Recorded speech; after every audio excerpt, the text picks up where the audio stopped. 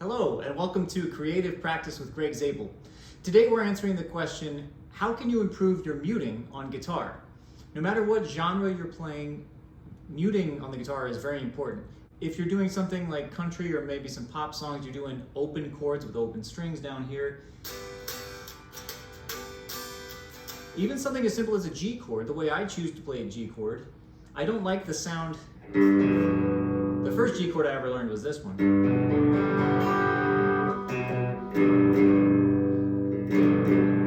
I don't much care for the sound of those two low notes rubbing together, so I mute the A string altogether. I've got some overdrive on it for demonstration purposes later. I much prefer the sound of the G on the low E string to the open D. Nice solid power chord sound. And then I have the color of the third, the open B string, like this. So in this case, I'm muting the A string with the flesh of my second finger. Kind of the opposite of what you want to do when you're first learning chords. Maybe you grab a C chord and you want to make sure that you hear 5 clear notes. You don't want this. Those two, what should be open strings, are being muted by the flesh of the fingers.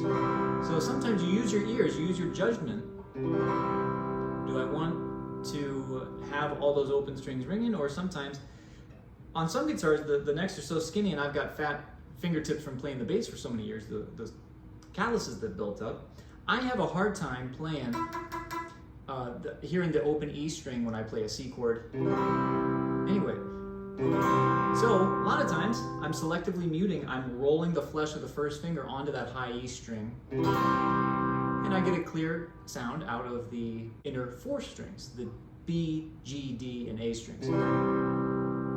A lot of people, they learn their first F chord. My first F chord was this one, just focusing on the top 4 strings.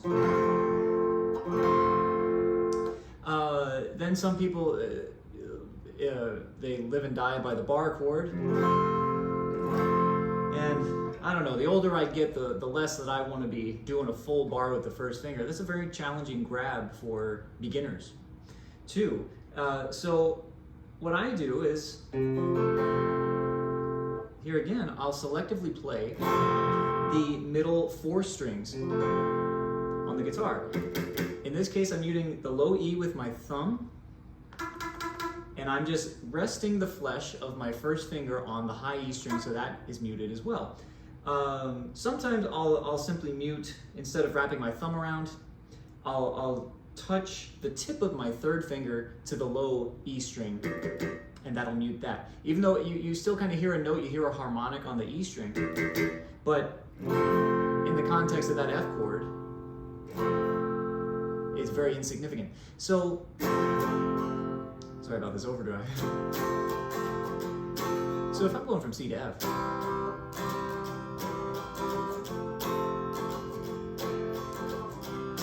if I'm playing a relaxed folk tune or a country song, then I'm just hearing the sound of the inner 4 strings, and that's good enough for me. It sounds...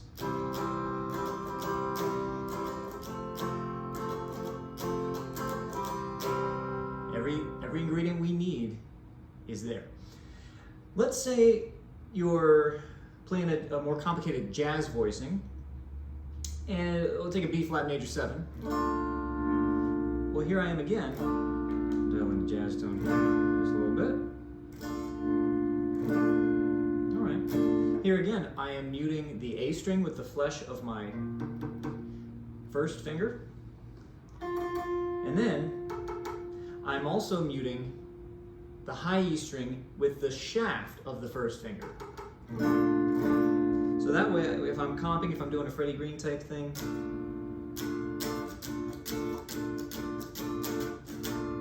I can get that kind of chunk sound, even though I'm playing a Stratocaster. I can approximate, I can get that chunk sound that Freddie Green got with the Count Basie Orchestra. That's too many notes for Freddie Green. More on Freddie Green in another video. But he got that sound. Part of that was because he was hitting those other muted strings. So let's say you're playing something, now here's what the overdrive is for. Let's say you're playing like a metal riff or something. Here's a metal riff I wrote with no muting at all.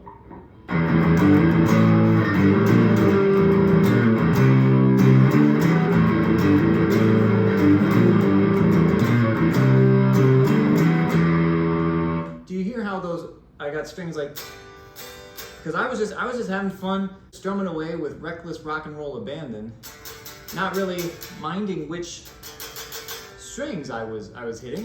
Sometimes I'd hit 2 strings, sometimes I'd hit 3, and sometimes 1. But I was catching some open strings. Now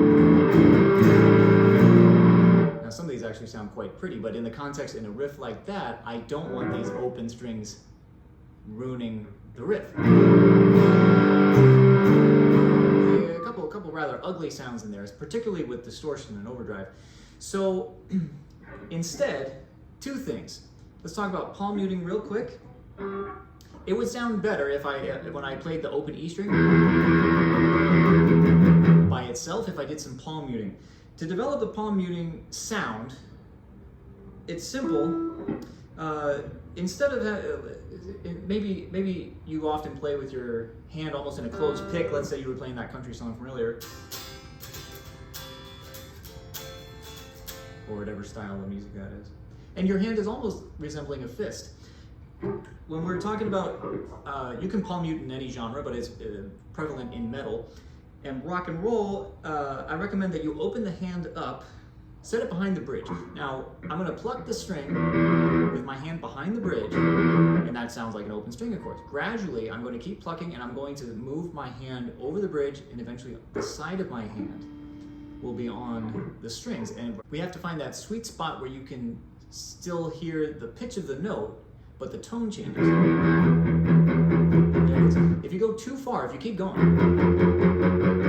you hear the pitch change and it gets rather choked and muted, but there's a sweet spot there, and that's where we must live. So my hand is on the bridge and it's on the string. If you have sharp edges on your bridge, be careful not to cut yourself. But all right.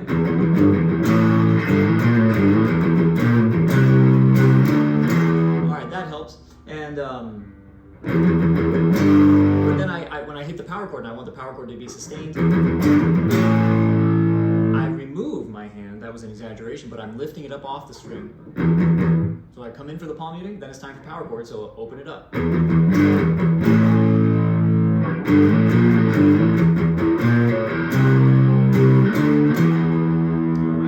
I'm keeping it close because it's going to be a very subtle motion, but I'm opening and closing at will depending on the necessities of the riff.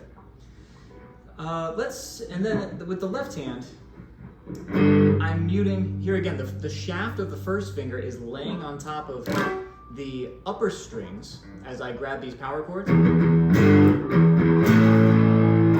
So that if I accidentally hit those, if I'm really playing hard,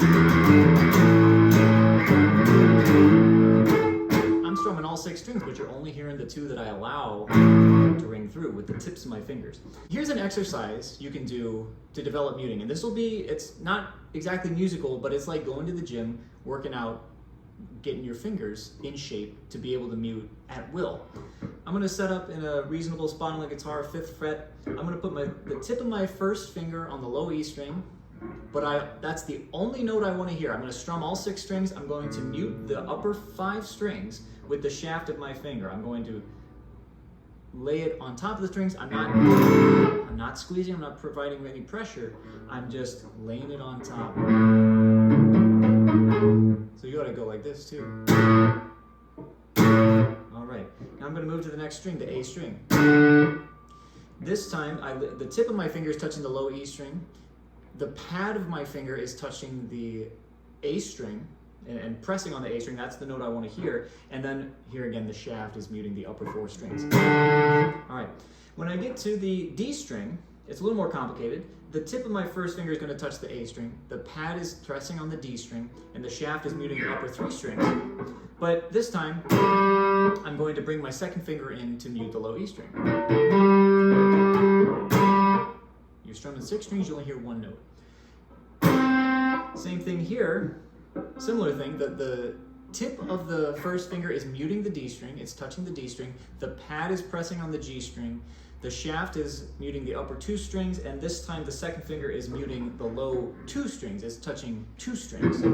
So, all right, one more. Now, the shaft of the the tip of the first finger is muting the G string, the pad is pressing the note on the B string,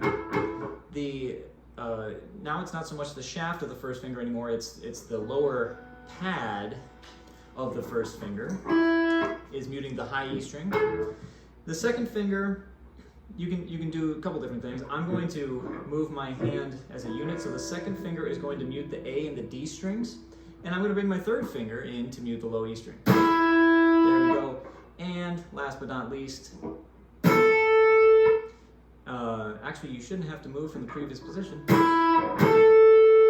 Here, the first finger, the tip is muting the B string, the pad is pressing on the E string, and the other 2 fingers were muting the lower strings. All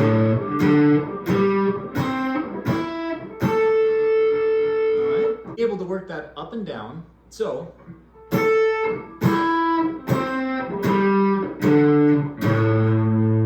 right, now you can do this with every finger.